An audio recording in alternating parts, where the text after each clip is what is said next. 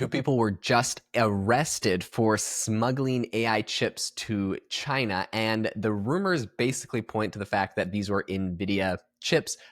There is a whole bunch of drama. People are asking Nvidia to put kill switches and backdoors in their chips. Nvidia has responded. The White House is weighing in. This is quite a crazy story and builds on a lot of precedent that's been going over the last few years with CHIPS Acts and basically the quote unquote AI race that the US says they're in with China right now. So we're going to be diving into all of that on the podcast. Before we do, I wanted to mention if you want to try any of the AI models that I talk about on the show, I'd love for you to go check out my own startup, which is aibox.ai. You basically get access to the top 40 AI models, everything from OpenAI, Anthropic, Cohere, DeepSeek, Google, Meta, tons of others, audio models from 11 Labs, tons of interesting new image generation models, all for $20 a month on one platform. The cool thing about it is you can actually chat and switch what model you're talking to in the same conversation.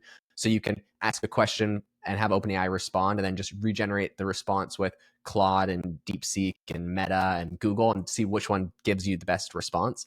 Tons of cool features. I'd love to hear what you have to say about it. We're actively adding new features all the time. So this is a project I have been working on. I'm really excited about. You can go check it out. There's a link in the description to aibox.ai. All right, let's get into the smuggling world of AI chips. So two people were arrested. The Department of Justice in the United States has basically said that these were two Chinese nationals, and they were shipping. Basically, they were involved in shipping tens of millions of dollars worth of high-performance AI chips to China. So this isn't a small amount of money. This is quite, we're talking probably like $50 million of these AI chips. So a lot of money. And again, we know companies spend billions on this, so it's, I guess, not an insane amount. But what I would say is probably that these aren't the only two people in all of America that were smuggling chips, or in all of the world that were smuggling chips. There's a lot of drama in the past about Singapore being the third biggest purchaser of AI chips from Nvidia, and Nvidia basically saying no, and people saying, look, Singapore buys them, and that's just really shell companies smuggling them to China. And Nvidia is like, no, that's just the offices of a lot of Asian companies are set up in Singapore. That's where we that's where we take the payments from, but really they're going to other countries and we're complying with all the rules. So there's a lot of like drama, to say the least, around this. But this is, I think, one of the big events that has happened on U.S. soil. So this is Cheng Gang and Shiwei Yang. Both of them were arrested in California.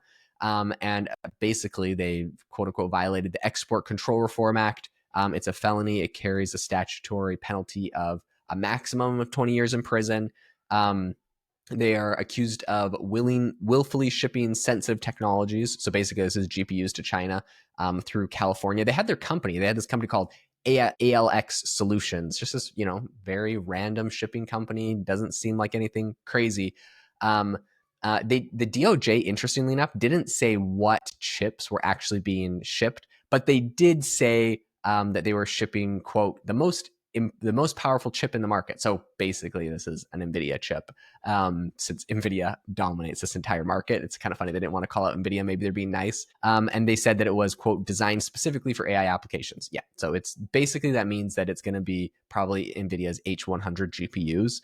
And Reuters actually reported and specifically said that that was what got shipped. So I don't know if they know anything else or they're just saying the quiet part out loud. But in any case, a review of all of the documents that the DOJ dropped basically showed that they had this company called AXLL Solutions, and they had basically these chips and some other tech that they were using, and they were shipping between Singapore and Malaysia. So they weren't shipping this straight to Beijing from California, as that would put a lot of red flags, but they're going to Singapore and Malaysia. And again, this is kind of in line with the controversy that people have been talking about, how Singapore is the third biggest purchaser of Nvidia chips, a third of Nvidia's sales are Singapore. It's like, wow, that's a small country, a lot of GPU chips. But what was interesting was this company that was shipping to Singapore and Malaysia, they were getting their payments from Hong Kong and China. So the payments were pretty obvious. I don't know why they wouldn't have also just routed the payments through other countries, as this obviously made it like pretty obvious where it was coming from. The DOJ also found a bunch of records communicating, and a bunch of communications that were saying that they were shipping to Malaysia to specifically go around US export restrictions. So it's pretty blatant what they were doing. I wonder why it like wasn't more sophisticated than that. Why it didn't go to multiple countries, or I don't know, like it just seems silly that like they would have Chinese companies paying them. So, anyways, whatever. This is what Nvidia said about this whole situation. They said, this case demonstrates that smuggling is a non starter. We primarily sell our products to well known partners, including OEMs, who help us ensure that all sales comply with US export control rules. Even relatively small exporters and shippers or shipments are subject to thorough review and scrutiny, and any diverted products would have no service, support, or updates. Okay, so Nvidia is saying, look, this is a great example. They arrested these guys. That means that, this is probably like a very crazy random example and it got shut down. So this, isn't a thing that happens. I think in reality, there's probably a lot of these cases that go unprosecuted, that people that haven't been caught doing this. I don't think this is the only two people in all of America that were, shipping tens of millions of dollars. Obviously, this is a lot of money. But I think Nvidia did make a good point, which is that if anything does kind of slip through the supply chain, right, gets stolen or sold on the black market, or maybe like a legit company buys a bunch and then the legit company, quote unquote, goes bankrupt or gets acquired by someone else who now has control of the GPUs. There's a lot of ways you could get control of GPUs without like having to get them directly from Nvidia, even though Nvidia says, that they make sure everything's legit. But Nvidia did say that if something like that did happen, you would have no service, support, or updates, right? Nvidia isn't going to be servicing and updating the chips that are in China unless maybe there's some sort of VPN or some sort of way. Like, actually, I think there's probably ways to be pretty sneaky with this. So what is the solution? What's kind of the political landscape around this whole situation right now? I think one of the biggest things right now is that the AI action plan has just come out. Trump recently announced this whole AI action plan.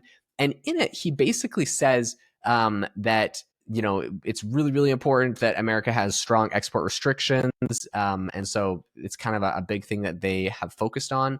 A potential solution to curbing all of this smuggling that the US government suggested was to implement tracking technology into chips. So basically, they're just like, look, put some tracking technology into the chips. And then I think, and then like who's using them and where they're located. Chip makers are very opposed to this. I think this kind of makes a lot of sense. Nvidia made a blog post on Tuesday all about this specific topic. And basically in their blog post, they say, quote, Nvidia has been designing processors for over 30 years. Embedding backdoors and kill switches into chips would be a gift to hackers and hostile actors. It would undermine global digital infrastructure and fracture trust in U.S. technology.